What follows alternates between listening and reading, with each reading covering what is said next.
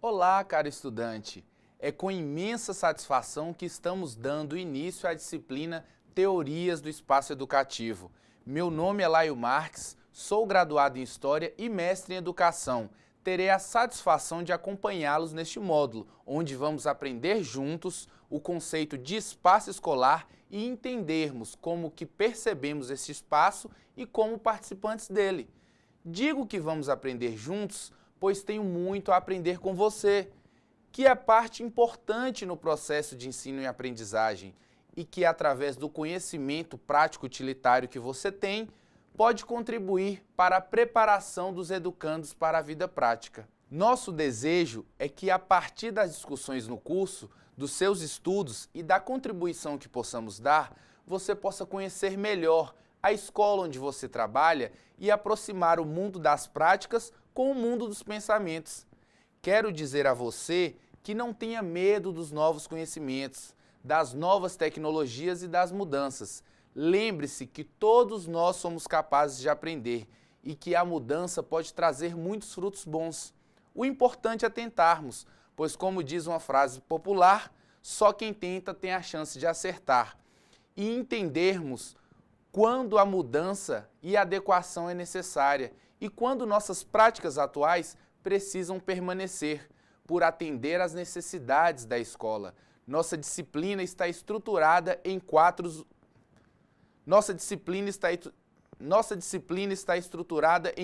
unidades. Então, na unidade 1, nós teremos aí o que é isso que chamamos espaço. Na unidade 2, o edifício escolar. Na unidade 3, a escola. E na unidade 4, escola e unidades ambientais dependentes. Então, pessoal, esses serão aí os quatro... Então, pessoal, essas aí serão as 4 unidades que nós iremos trabalhar dentro da disciplina Teorias do Espaço Educativo. São então, pessoal, essas 4 unidades conforme material didático disponibilizado e arquivo digital na plataforma. Na nossa primeira aula, trataremos apenas das unidades 1 e 2. Durante esse tempo que estivermos juntos, preciso muito da sua colaboração quanto à leitura do material, bem como a prática das reflexões e atividades sugeridas do material. Pretendo que, ao fim do nosso estudo, você possa ter consciência do seu papel e do significado das suas atividades de manutenção das instalações físicas no conjunto das atividades escolares, especialmente das práticas pedagógicas desenvolvidas no espaço escolar. É um bom tempo para estarmos juntos e espero que seja aproveitado ao máximo. Então, na unidade 1, o que é isso que chamamos de espaço escolar? O que é isso que chamamos de espaço? Tem essa pergunta. Nessa primeira unidade, vamos entender o que é espaço. E para isso, seu livro traz nas páginas 22 alguns significados do dicionário, como, por exemplo, vamos ver alguns. Distância entre 2 pontos, ou a área ou o volume entre limites determinados. Vejamos esse exemplo. O acidente com pedestres resultou do estreito espaço da calçada. A casa foi construída num espaço pequeno. Número 2. Lugar mais ou menos bem delimitado, cuja área pode conter alguma coisa. Olha este outro exemplo aqui. Na casa há espaço para 5 pessoas. O artigo não desenvolve bem o tema por falta de espaço. Extensão indefinida. Falava do passado com os olhos perdidos no espaço, como que revivendo-o. Número 4. A extensão onde existe o sistema solar, as estrelas, as galáxias ou o universo. Vejamos esse exemplo número 4. As viagens pelo espaço são uma conquista do século XX. E para finalizar, no item 5, período ou intervalo de tempo. Vejamos o exemplo. Falou durante espaço de 20 minutos. Entre os dois fatos, há um espaço de 10 anos. Nossa, quantas possibilidades de significados para esta palavra de apenas 6 letras, que é espaço. Alguns pensadores importantes, que respeitosamente chamamos de filósofos, também falaram sobre este espaço. Vejamos quem foram eles e suas ideias. Acompanhe na página 23 do seu caderno didático. O primeiro filósofo que nós podemos destacar, que falou sobre espaço, é o filósofo francês René Descartes.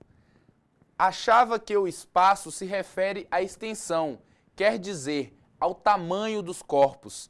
Isso significa que o espaço é uma coisa que existe fora da gente. É de fato uma coisa que tem extensão, que ocupa um lugar, que tem tamanho. Ainda nessa direção, trazemos aqui também o filósofo alemão Immanuel Kant. Pensa o contrário. Para ele, o espaço é uma intuição do ser humano. Ele existe como uma intuição elementar, que já nasce com as pessoas. Ele diz que o espaço é uma representação a priori necessária, que fundamenta todas as instituições externas. Isto quer dizer que o espaço é uma ideia que cada um de nós já tem na cabeça. É uma coisa que nasce com a gente, uma ideia que serve para organizar todas as coisas materiais que existem. Cabe destacar também Piaget, que estuda como a criança desenvolve a noção de espaço. Para ele, não interessa o que é o espaço, mas sim saber como a criança desenvolve esta noção, que depois vai aprender a chamar de espaço. Falando da maneira de a criança se relacionar com os objetos, ele afirma que o instrumento de troca inicial é a própria ação. É, pois, da ação que convém partir. Na leitura do material, percebemos também informações importantes quanto às realizações do nosso corpo e as possibilidades que essas realizações dão para conhecermos o espaço. Vamos descobrir, por exemplo, como a física pode nos ajudar. Mas o que tem a física a ver com esse módulo? Tudo a ver. A física vai nos ajudar a entender as dimensões e representações do espaço, para entendermos nosso lugar nele. Realize depois a leitura das páginas 28 e 29 para entender melhor o que estamos falando. Para cada espaço, há atividades específicas a realizar neles. Por exemplo, dormir não é uma atividade para se fazer na escola, a não ser que você tenha 5 anos. Então, a escola de bebês, que chamamos de creche, planejará um horário dessas crianças dormirem, já que para eles essa atividade contribui para o seu desenvolvimento no espaço. Esse é o ponto-chave. As atividades no espaço escolar precisam sempre contribuir para o desenvolvimento. Assim, as brincadeiras são bem-vindas no espaço escolar, que chamamos aqui de atividades lúdicas, contando que ela tenha o objetivo de contribuir no desenvolvimento dos estudantes.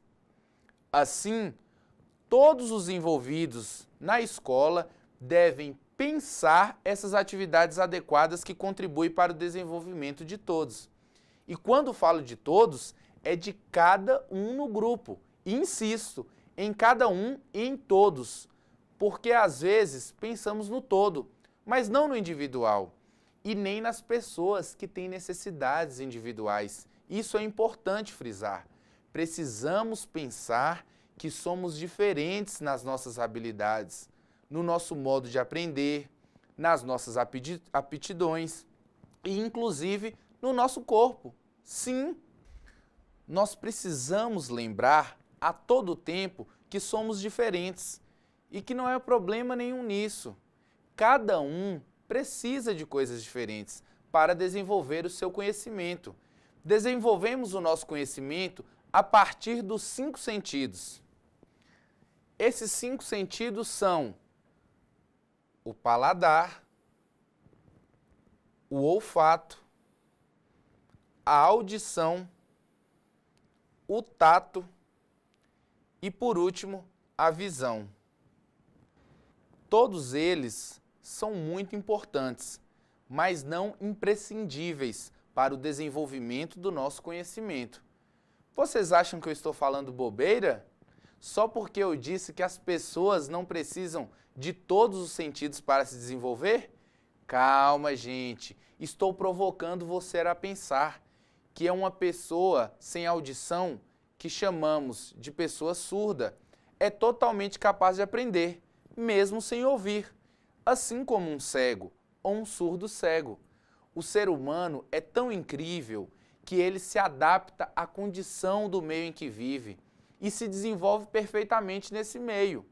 Mas tem algo muito importante a pensar sobre isso, e é de suma importância que o meio também faça sua parte e facilite a aprendizagem dessas pessoas.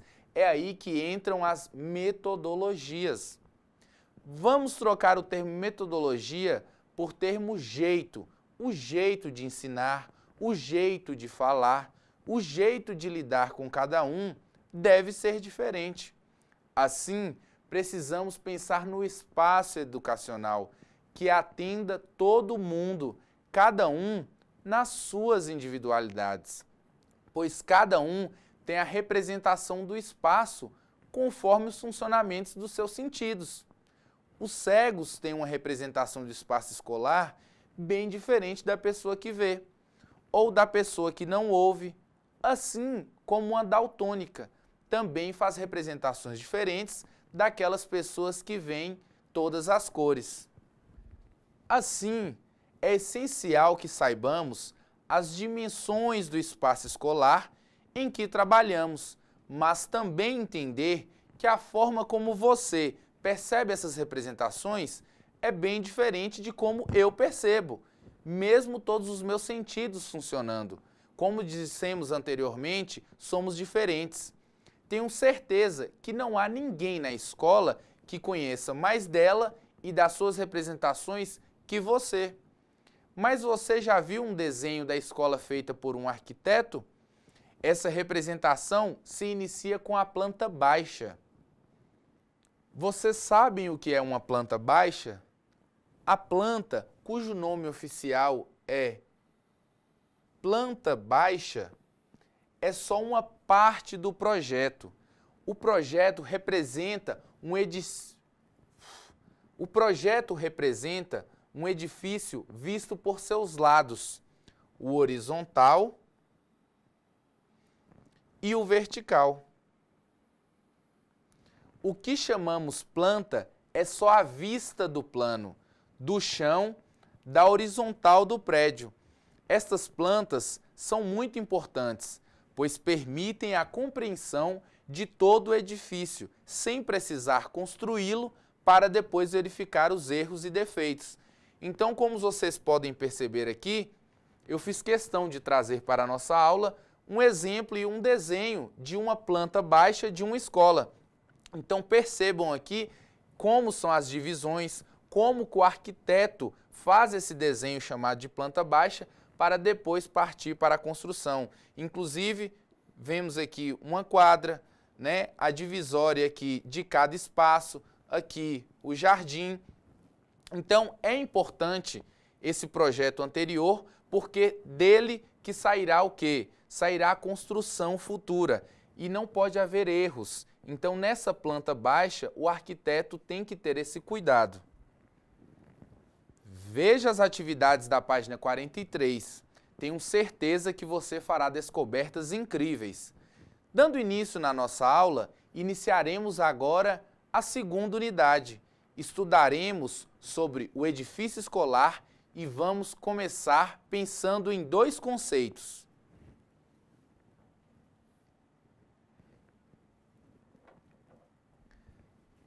Ambiente escolar e atividade. Entendemos por ambiente escolar o conjunto formado por atividades que são aulas, estudo, práticas esportivas, limpeza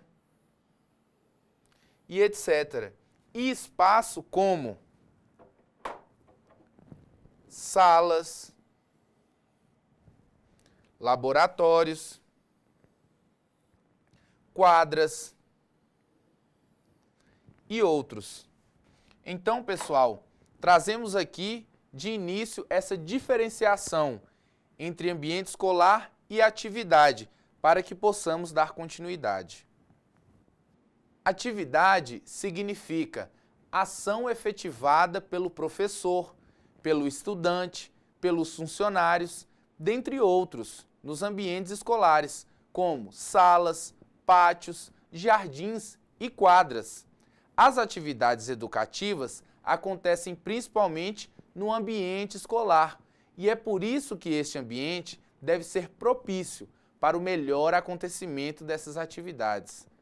Todas as edificações, seja seus meios físicos construtivos, paredes, teto, piso, bancada, ou seu meio físico operacional, equipamentos, ferramentas, carteiras, mesas e etc., devem também propiciar o desenvolvimento do conhecimento. O arquiteto que projetou a escola tem pensado nisso tudo. E você que é técnico em infraestrutura precisa compreender como foi pensada a edificação escolar, na qual você trabalha. Pare agora para pensar. As pessoas que frequentam o espaço escolar gostam de estar nele? Se sentem bem neste lugar? O espaço escolar deve ser um lugar agradável, pois passaremos muito tempo das nossas vidas nele, seja como professor, como aluno ou como profissional da educação. E o mais importante, tudo o que ocorre no espaço escolar fará parte das nossas memórias e da nossa história. E para que o ambiente possa ser agradável e convidativo, requer certas o quê? Condições físicas e socioculturais. Isso tudo tem a ver com cores, tamanho, formas, texturas e disposições. Com relação às condições físicas, podemos destacar que os ambientes escolares possuam temperatura amena, não fazer muito calor, nem muito frio, e sejam sombreados e ventilados, contra ou a favor dos ventos do sol, conforme o clima da região de cada lugar. Que seus pisos, suas paredes, entre todos os outros componentes construtivos, estejam limpos, conservados, assim como as áreas verdes, que devem estar coerentes com a arquitetura da edificação e com o planejamento do paisagismo do terreno. No tocante às condições socioculturais do espaço, podemos ressaltar duas questões. Uma delas trata do reconhecimento na memória e a afetividade das pessoas em relação aos ambientes escolares vividos no passado. Já a outra compreende a hospitalidade, ou seja, a força de atração e acolhimento que o ambiente escolar que exerce nas pessoas que nela trabalham e estudam. Esse sentimento provém de determinada condição ambiental e organizacional da escola. Isto é algo que foi pensado para ser cultivado nos alunos e também em todos os profissionais da educação que se sentem parte de uma família. Tem prazer em trabalhar naquele lugar tão agradável, tanto fisicamente como emocionalmente. Gostaria que pensassem assim: como vamos marcar positivamente as pessoas que convivem conosco na escola? O que os alunos vão levar de nós em seus corações? Que diferença o espaço escolar e os profissionais da educação vão fazer na vida de cada um? Vamos identificar então 4 importantes qualidades indispensáveis para o ambiente escolar que valorize melhor o processo escolar. Vejamos. No ambiente, as instalações físicas, elas devem ser específicas e funcionais para as atividades que acontecem na escola. No ambiente, incluímos o universo dos meios físicos compostos por objetos tais como imobiliário, os equipamentos, as ferramentas e as coisas vivas, como pessoas, plantas e animais. Já na segunda, que também é indispensável, vemos que as relações diretas interpessoais entre os agentes escolares, que são os professores, gestores, alunos e funcionários técnicos administrativos, realizam-se na sua plenitude nos ambientes escolares, ou seja, nossas relações com outras pessoas devem refletir simpatia, educação, cortesia e gentileza. Isso é importante, isso faz a diferença nesse tratamento na escola em relação gestores, alunos, funcionários técnicos e administrativos. É importante refletir sobre essa questão. Já no tópico 3, veremos a atratividade do espaço.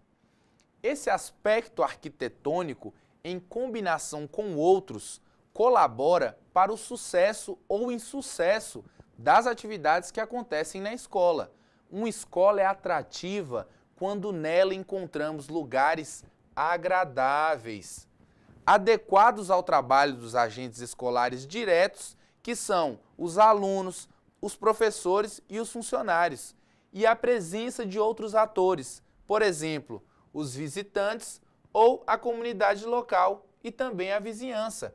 Por isso é importante que esse espaço seja atrativo, não só para quem nele esteja, mas também para os visitantes que ali vão conhecer também.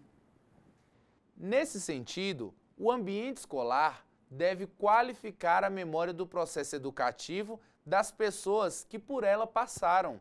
A arquitetura do ambiente escolar aloja-se no imaginário dos adultos, que quando crianças ou jovens viveram momentos importantes da sua vida na escola. Terão sido bons esses momentos? Pergunte. Pense em sua experiência escolar associados a espaços e imagens das escolas que você frequentou. A recordação de momentos passados por meio de relatos, por algo de família, por recortes de jornais ou por livros e cadernos, traz à tona, inevitavelmente, lugares como a sala de aula, o pátio, a quadra de esportes, a rua e o caminho que conduzia você até a escola. Resumindo, o espaço educativo é agradável, convidativo e adequado para que permaneça nas pessoas quando as instalações físicas e sociais são adequadas ao uso, especialmente as atividades escolares. Para se inteirarem mais do assunto, sugiro que façam, ou pelo menos reflitam, sobre a atividade proposta na página 51. Descubram como a escola atravessou as gerações. Bom, infelizmente, os espaços educacionais nem sempre são adequados às atividades escolares. Às vezes, porque não foi pensada de forma adequada pelos profissionais que construíram. E quem são eles? Isso mesmo, os arquitetos. Isso porque esses profissionais entendem de construções físicas, não de construções educacionais, ou seja, a pedagogia. Logo, a arquitetura pode criar facilidades ou impedimentos para o desenvolvimento do trabalho pedagógico. Para um autor estudioso do tema, a arquitetura elaborada pelo arquiteto visa a organizar espaços para atividades humanas, a partir das palavras organização e espaço. Podemos deduzir que a arquitetura é um ato de planejamento, isto é, uma ação organizadora de atividades e espaços, ou ainda, uma ação que aloca espaços para atividades. Nessa direção, devemos considerar a importância da relação entre arquitetura e pedagogia. A arquitetura deve ser sempre pensada de modo que dialogue com o espaço escolar e com suas propostas pedagógicas, considerando o que propõe o PPP, que é o nosso projeto político-pedagógico, e também o currículo. Esses fatores são decisivos para que tenhamos escolas que propiciem ao seu público de fato o que se pretende, fortalecendo a relação entre professores, alunos e funcionários, como veremos na página 47 do seu caderno didático. A arquitetura do prédio escolar, ao considerar as tradições construtivas locais, contribui para reafirmar a identidade da população que a utiliza. Um dos exemplos mais interessantes é o das escolas nas aldeias indígenas. Suas construções e seu urbanismo, o aldeamento, possui padrões arquitetônicos, artísticos e construtivos que variam em função das etnias e precisam ser consideradas. O mesmo ocorre com os quilombolas, ribeirinhos, moradores das florestas e outras populações tradicionais. Ou seja, é importante que o arquiteto conheça a localidade onde será construída a escola e seja considerada essa população e as suas particularidades. Em geral, quando o prédio e as demais instalações escolares estão sintonizados com a educação, há harmonia entre as pessoas, atividades e ambientes. Vamos entender então como funciona quando o arquiteto elabora o projeto de arquitetura. Primeiro, o arquiteto procura compreender o programa de necessidades e, ao mesmo tempo, o terreno no qual será implantada a edificação escolar. Uma de suas primeiras ações é a visita ao terreno, quando o arquiteto examina o solo, a declividade, a vegetação e o acesso e o entorno. Ele colhe informações sobre o regime de chuvas, a densidade dos solos, a direção e a frequência dos ventos. Nessa fase de trabalho, o arquiteto começa a conceber as primeiras imagens do edifício. Em segundo lugar, ele transforma as informações técnicas em projetos de arquitetura, utilizando esquemas gráficos, isto é, desenhos simplificados, como nós vimos a planta baixa, né? Esse esforço pessoal do arquiteto é carregado de emoção, sentimento, vontade e determinação, que podem ser resumidas em uma única palavra: intuição. É o momento de concentração em que ele trabalha conjunto de todos os ambientes. Cada um organiza, interpreta e expressa o programa a seu modo, num todo coerente, isto é, num conjunto articulado de diferentes ambientes do trabalho pedagógico, ou seja, transforma tudo isso numa unidade educativa. Por isso, cada escola é diferente uma da outra. E aí, pessoal? Deu para conhecer um pouco sobre a nossa disciplina, né? Agora, vocês farão o nosso primeiro pratique. Na próxima aula, daqui a pouquinho, vamos estudar a unidade 3 e 4. Até lá!